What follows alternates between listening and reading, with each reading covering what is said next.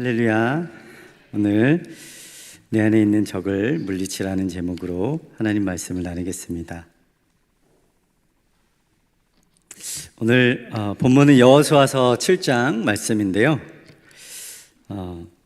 그동안 이스라엘 백성들이 가나안 땅 점령을 위해서 요단강을 건너고 바로 뒤에 6장에서는 여리고성을 무너뜨리면서 백성들의 위상과 사기가 하늘을 찌를 만큼 높아진 상태입니다.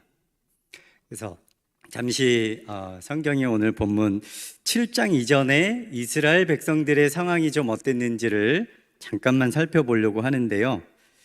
6장 끝부분에 보면 여리고성을 무찌른 후에 이렇게 여호수아가 선포를 합니다. 6장 26절부터 보면은요, 여호수아가 그때에 맹세하게 하여 이르되 누구든지 일어나서 이 여리고성을 건축하는 자는 여호와 앞에서 저주를 받을 것이라. 그 기초를 쌓을 때에 그의 맏아들을 잃을 것이요 그 문을 세울 때에 그의 막내 아들을 잃으리라 하였더라. 여호와께서 여호수아와 함께 하시니 여호수아의 소문이 그 온 땅에 퍼지니라. 아멘. 여호수아가 그 백성들이 가나안 땅을 점령하고 있는 중이잖아요. 우리 흔히 가나안 땅 점령 이야기를 우리 인생 여정으로 비유를 합니다. 인생을 살아가면서 하나하나 점령해가는 과정 가운데 여리고성이라고 하는 큰 인생의 관문을 무너뜨렸습니다. 무너뜨리고 6장 26절에 이런 선포를 하는 거예요. 이 여리고성을 다시 세우는 사람은 그 기초를 쌓을 때 맏아들을 잃을 것이고 그 문을 세울 때 막내 아들을 잃을 것이다. 이 26절, 27절을 읽으면서 마치 적군을 발로 짓밟고 사자후를 외치는 것처럼 그런 모습이 좀 연상이 됩니다. 우리 흔히 그런 그림들 있잖아요. 적군을 이제 발로 짓밟고 오른손은 이렇게 하면서 우리가 이겼다, 승리했다 하는 그런 그림들이 있는데요. 여호수아가 아마 그러지 않았을까라는 생각을 합니다. 얼마나 큰 승리를 거두었습니까? 여리고성, 견고한 여리고성이 무너졌습니다. 그래서 이스라엘 백성들은요, 자신감에 충만해 있습니다. 만약에 여리고성을 다시 세우면 저주를 받을 것이다. 여리고성은 완전히 무너졌다. 우리가 승리했다 라고 하는 것을 지금 선포하고 있는 거예요. 실제 이 예언의 말씀은요, 열왕기상 16장 34절에 보면 베델 사람 히엘이 라고 하는 사람이 이제 다시 그런 일을 하다가 건축을 하려다가 막내 아들 수굽을 잃고 맏아들을 쌓을 때 아비람을 잃었고 그 성문을 세울 때 막내 아들 수굽을 잃었으니 여호와께서 눈의 아들 여호수아를 통하여 하신 말씀과 같이 되었더라. 그러니까 여리고성 전투의 승리는요, 그만큼 완전한 승리였다라는 거예요. 하나님께서 완전히 지금 역사하고 계신다라는 것입니다. 이처럼 미래에 일어날 확실한 승리를 선포한 뒤에 그리고 오늘 본문이 이어지는 것입니다. 그런데 오늘 본문 내용이 어떻습니까? 읽으셨죠? 온도 차이가 너무 심하잖아요. 6장에는 지금 사자후를 외치면서 그냥 우리가 승리했다, 맏아들을 잃고 막내를 잃을 것이며 실제로 후에도 그런 일이 일어났습니다. 그러니까 하나님이 완전하게 역사하셨어요. 그런데 오늘 7장을 읽어보면 정말 천국과 지옥이 따로 없다라는 거죠. 오늘 말씀에 보면 이스라엘의 리더 여호수아조차 소망을 잃고 하나님 앞에 절망한 모습을 보여주고 있습니다. 방금 전에 정말 적군의 목을 발로 밟고 외치는 그 모습이 온데간데 없어지고요.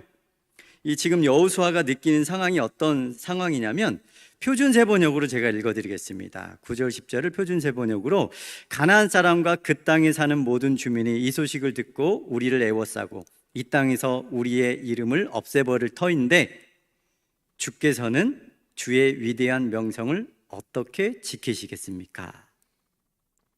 주께서 여호수아에게 말씀하셨다. 일어나거라 어찌하여 이렇게 엎드려 있느냐. 여호수아는요 지금 하나님 어떻게 합니까? 지금 엎드려 주저앉아 있어요. 그리고 주께서는 주의 위대한 명성을 어떻게 지키시겠습니까? 이 말은 하나님, 아무리 하나님이 위대하셔도 이제는 당신의 명성을 지킬 수 없을 만큼 지금 이스라엘 백성들의 상황이 좋지 않다라는 것입니다. 우리가 싸우러 나갔지만 36명이 죽었고 지금 상황은 가나안 사람들이 다 합심해서 우리를 다 멸절하게 생겼습니다. 지금 여호수아와 이스라엘 백성들은요 죽음의 위기를 느끼고 있습니다. 오늘 본문을 보면서 여호수아를 보면서 한 가지 더 놀란 것은요 여호수아가 이런 말까지 합니다. 7절 우리 함께 읽어볼까요? 7절 읽어보겠습니다. 시작. 이르되 슬프도소이다. 주 여호와여 어찌하여 이 백성을 인도하여 요단을 건너게 하시고 우리를 아모리 사람의 손에 넘겨 멸망시키려 하셨나이까. 우리가 요단 저쪽을 만족하게 여겨 거주하였다면 좋을 뻔하였나이다. 요단 저쪽을 만족해서 그냥 주저앉았으면 가나안 땅을 점령하지 않는 거죠. 요단 동편을 지나서 서편 저쪽까지 가야 돼요. 그런데 지금 여호수아와 백성들은요 예전에 믿음 없는 백성들이나 하던 그 고백을 하고 있는 거예요. 예전에 백성들이 그랬잖아요. 지휘관을 세우고 우리 애굽으로 다시 돌아가자. 하나님의 역사가 모세를 통해 모세를 80년을 기다리셨잖아요. 그 아기 태어났던 모세가 80세에 다시 부르셨고 하나님이 기다리시고 하나님이 계획하신 그때가 왔는데 이스라엘 백성들은 정탐을 하더니 다시 돌아가자. 홍해를 보더니 다시 돌아가자. 계속 하나님 말씀에 거치는 행동들을 해왔습니다. 그런데 오늘 여호수아조차도요 그냥 저쪽에 머물렀으면 좋았을 뻔하였다라고 고백을 하고 있는 거예요. 우리가 요단을 건너지 말았어야 하는데, 요단강의 기적이고 뭐고 그냥 가나안 땅을 가지 말았어야 하는데, 지금 여호수아와 백성들은 완전한 절망 속에서 헤매고 있다라는 거죠. 하나님 당신이 계셔도 이런 상황을 역전하기는 힘들 것 같습니다 라고 지금 이야기를 하고 있는 거죠. 근데 과연 그렇습니까? 하나님은 그 어떤 상황도 역전을 하고도 남으시는 분이신 줄로 믿습니다. 그냥 이 여호수아의 마음뿐이죠. 그러나 하나님은 가능하십니다. 오늘 본문을 보면서 한 두 가지 정도 이렇게 살펴보려고 하는데요. 첫 번째는 여호수아가 이렇게 큰 절망에 빠져 있는 것은요 아모리 족속이 강해서가 아닙니다. 오히려 백성들이 죄를 지었기 때문이에요. 그래서 적은 멀리 있는 것이 아니라 내 안에 있다라는 것이죠. 처음에 인사를 좀 하려고 했는데요. 우리 한번 옆 사람에게 이렇게 인사해 보겠습니다.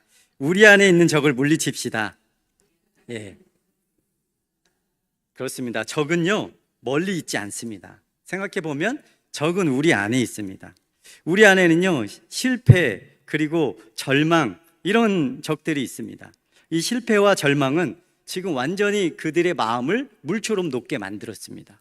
실패와 절망은 앞으로 나아가지 못하게 합니다. 실패와 절망은요 그냥 모든 걸 셧다운 시켜요. 가장 중요한 것은 하나님의 능력도 알아보지 못하게 합니다. 하나님을 잃어버리게 만듭니다. 하나님도 소용없습니다. 실망과 이 실패와 절망감은요 아주 영적인 심각한 질병입니다. 그런데 오늘 말씀을 보면 이 실망과 절망은요 인간의 죄로부터 시작됐어요. 아간의 죄로부터 찾아오게 됩니다. 이 아간 사건은요 공동체성이 무엇인지 우리에게 알려줍니다. 공동체의 건강함은 개개인의 순종에서 시작된다는 것을 우리에게 보여주고 있습니다. 이 아간의 죄는 단순히 개인의 문제가 아닙니다. 내가 하나님 앞에 순종하지 않고 공동체 안에서 덕이 되지 않으면 하나님은 그 공동체의 부흥과 행진을 멈추게 하십니다. 개인으로 연결된 것은 그냥 개인으로 끝나겠지만 공동체로 묶여있는 일에 대해서는 그 공동체 한 사람 한 사람이 하나님 앞에 올바로 서지 않으면 하나님이 그 공동체의 성장을 멈추신다라는 거죠. 이 아간의 범죄가 바로 그런 종류입니다. 공동체 모두가 거룩함을 유지하고 하나님의 뜻을 세워가야 될 그 한 사람이 엎어지니까 하나님께서 공동체의 문제를 이렇게 보여주십니다. 오늘 11절 13절에 그 아간의 죄가 나옵니다. 11절에 보면 이스라엘이 범죄하여 내가 그들에게 명령한 나의 언약을 어겼으며 또한 그들이 온전히 바친 물건을 가지고 도둑질하며 속이고 그것을 그들의 물건들 가운데 두었느니라. 13절 너는 일어나서 백성을 거룩하게 하여 이르기를 너희는 내일을 위하여 스스로 거룩하게 하라. 이스라엘이 하나님 여호와의 말씀에 이스라엘아 너희 가운데 온전히 바친 물건이 있나니 너희가 그 온전히 바친 물건을 너희 가운데서 제거하기까지는 내 원수들 앞에 능히 맞서지 못하리라. 아멘. 이스라엘 백성들 안에 거룩함이 무너졌습니다. 그러니까 행진을 하면서 그리스도인으로 살아가면서 이 거룩함이라는 것은요 너무나 중요합니다. 이것이 무너지면 모든 게 무너집니다. 개인도 무너지고 공동체도 무너집니다. 근데 이 거룩함이란 무엇입니까? 우리 6장에서 우리 저번에 한번 살펴봤는데요, 여리고성을 무너뜨리기 전에, 여러분 여리고성을 무너뜨리는 작전이 너무나 허무맹랑하잖아요. 그냥 돌면은 이긴대요. 이런 작전이 어디 있습니까? 그러니까 인간의 생각을 가지고 있으면 전쟁에서 승리할 수 없다라는 것을 우리에게 너무나 잘 보여주는 거잖아요. 그러니까 하나님의 전쟁, 가나안 땅에 살아가는 그리스도인의 우리네 삶이라는 것이요, 우리의 생각을 가지고 살아가면 이길 수 없다라는 것을 우리에게 항상 보여주고 있습니다, 성경. 그래서 여리고성을 무너뜨리기 전에 하나님이 이 싸움을 어떻게 싸워야 승리할 수 있는지를 그때 보여준 거예요. 여호수아에게 하나님의 군대 장관이 찾아와서 말했습니다. 내 발에서 신을 벗으라. 내가 선 곳은 거룩한 곳이다. 그때는 여호수아가 바로 신을 벗습니다. 그때 이 거룩한 곳이 어떤 곳이라고 했냐면, 그때 기억하십니까? 이 거룩한 곳은요, 하나님의 뜻만 존재하는 장소입니다. 그러니까 인간의 생각이 소멸되고 하나님의 뜻이 서야 하는 장소죠. 이 거룩하다는 것은 세상에 악하고 더러운 것이 없어져야 되고요, 인간의 어떤 얄팍한 전술 전략이 아니라 하나님의 뜻이 세워져야 하는 곳입니다. 6일 동안 여리고성을 돌고 7일째는 7번을 돌려고 하면 사람의 생각으로는 불가능합니다. 그래서 하나님의 뜻에 온전히 순종할 준비가 될 때 거룩한 전쟁을 실시할 수가 있습니다. 그런데 아이성 전투를 앞두고 계속 이러한 우리의 생각을 내려놓고 하나님의 말씀을 붙들고 나아가야 될 여호수아서의 아주 중요한 워드가 되는 구절이 있잖아요. 여호수아서 1장 8절에 하나님께서 여호수아에게, 군인에게, 싸워야 될 사람들에게 아주 계략적인 그런 전술 전략이 아니라 이 말씀을 주야로 묵상을 하는 것이죠. 하나님의 뜻을 붙잡으라는 것입니다. 그래서 아이성 전투에서 여전히 그랬어야 되는데 아간이 옷을 훔치고 도둑질하며 속이고 물건을 품에 감추게 되는 것이죠. 거룩함이 깨어졌습니다. 그러면서 백성들은 교만해져서 그냥 한 2-3천 명만 올라가면 될 것 같습니다. 이렇게 백성들 안에 자신들의 생각이 난무해지고 하나님을 의지하는 거룩함이 깨어졌습니다. 이 거룩함이라는 건 다른 것이 아니라 우리의 생각이 아니라 하나님의 것으로 충만한 상태죠. 하나님의 뜻으로 충만한 상태. 그래서 오늘 아간 사건을 이렇게 묵상하면서요, 우리 스스로 몇 가지 이런 질문을 던지고 기도하면 좋겠다는 생각을 합니다. 혹시나 내가 아간처럼 하나님의 것을 훔치고 있는 것이 무엇인가? 아간은 하나님의 것을 훔쳤어요. 하나님께 바쳐서 살라져야 할 것을 가져가 버렸습니다. 내가 공동체에 투자해야 될 그런 시간들을 내가 훔치고 있는 것은 아닌가? 내가 드려야 될 예물을 가지고 있는 것은 아닌가? 내가 나의 재능을 공동체에 사용해야 되는데 나 스스로 묵혀두고 있는 것은 아닌가? 하나님의 영광을 위해서 살라져야 될, 영광스럽게 드려져야 될 것인데 우리가 품고 있는 것이 있다면 하나님께 내어놓는 은혜의 시간 되기를 간절히 원합니다. 하나님께서는요, 공동체를 위해 사용해야 될 그 은사와 물질과 재능을 주십니다. 그것을 공동체를 위해 아름답게 사용될 때 하나님이 기뻐하시는 교회가 될 줄로 믿습니다. 아간은 진멸하여 하나님께 바쳐야 될 물건을 속으로 감추게 됩니다. 이로 인해서 공동체에 이렇게 멈춤이 찾아왔어요. 우리 각자가 이 몸된 공동체를 위해서 마땅히 드려야 될 무언가를 마음껏 드릴 때 공동체를 부흥시키는 하나님의 은혜를 경험하게 될 줄로 믿습니다. 두 번째로 생각해 볼 것은요, 이스라엘 백성들의 이 9절에 기록된 여호수아의 고백을 통해서 우리 한 가지 더 보려고 합니다. 여호수아가 저도 이 여호수아가 9절의 고백을 통해서 자세히 보면서 와, 인간에게 이런 실패와 절망과 낙담이 찾아올 땐 정말 여호수아도 소용이 없구나. 왜냐하면 참 생각해 볼수록 여호수아가 이렇게 고백을 했습니다. 제가 표준세 번역으로 한 번 더 9절을 읽을 텐데요. 가나안 사람과 그 땅에 사는 모든 주민이 이 소식을 듣고 우리를 애워싸고 이 땅에서 우리의 이름을 없애버릴 터인데 주께서는 주의 위대한 명성을 어떻게 지키시겠습니까? 참 이 구절을 보면서 물론 여호수아의 마음은 이해하지만 참 별 걱정을 다 한다. 왜냐하면 그럼에도 불구하고 7장을 쫙 읽어보면은요, 여호수아의 그 연약한 절망의 마음보다 하나님의 위대하신 계획이 더 크기 때문입니다. 물론 여호수아는 여기가 끝인 줄 알았어요. 속으로 생각하겠죠. 우리가 어떻게 여기까지 왔는데 정말 가나안 땅 점령은 여기서 멈추는가?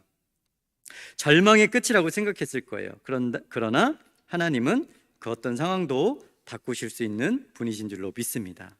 그래서 우리가 해야 될 일은요, 재판장이신 하나님을 끝까지 신뢰하는 거예요.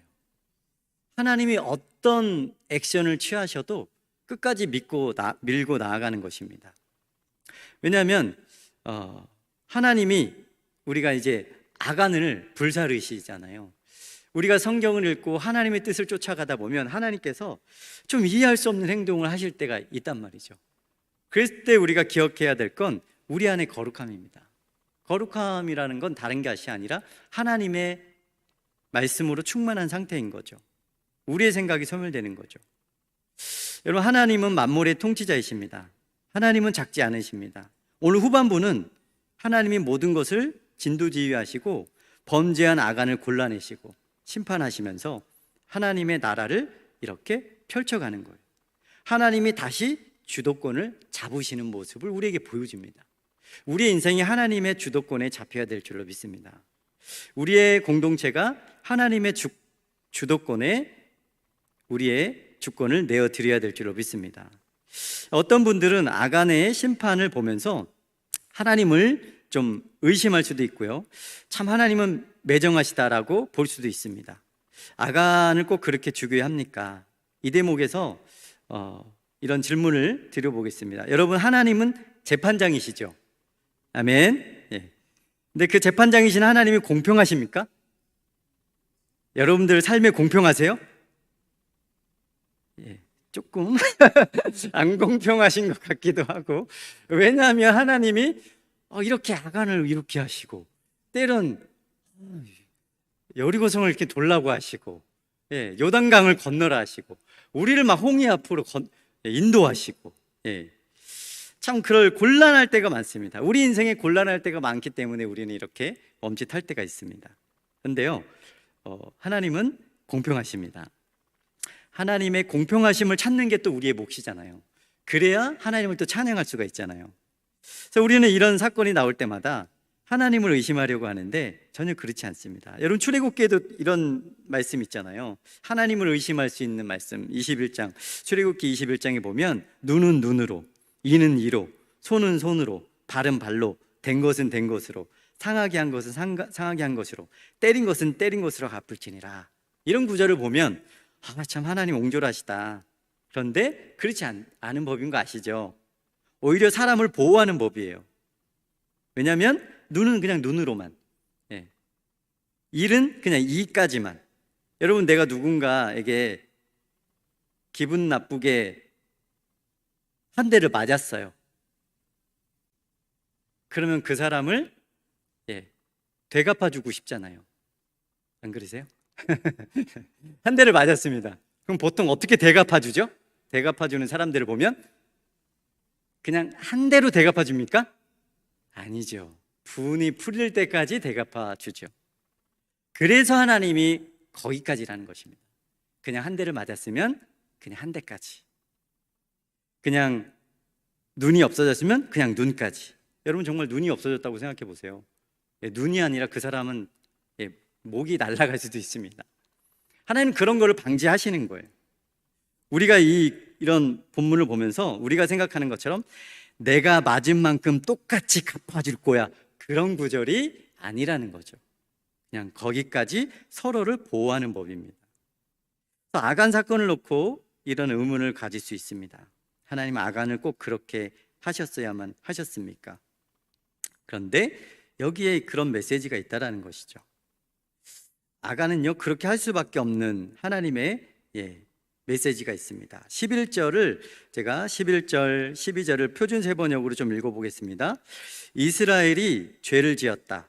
나와 맺은 언약 지키라고 명령한 그 언약을 그들이 어겼고 전멸시켜서 주께 바쳐야 할 물건을 도둑질하여 가져갔으며, 주님께 바쳐야 될 물건을 가져갔습니다. 그리고 12절이 중요한데요. 그래서 이스라엘 자손은 원수를 대적할 수 없었고 원수 앞에서 패하여 물러섰다. 그들이 자청하여 저주를 불러들여서. 이것은요, 그들이 자청해서 저주를 불러들인 것입니다. 그리고 이렇게 나옵니다. 그들 스스로가 전멸시켜야 할 물건이 되었기 때문이다. 그들 스스로가 그들도 전멸시켜야 될 물건이 되어져 버렸습니다.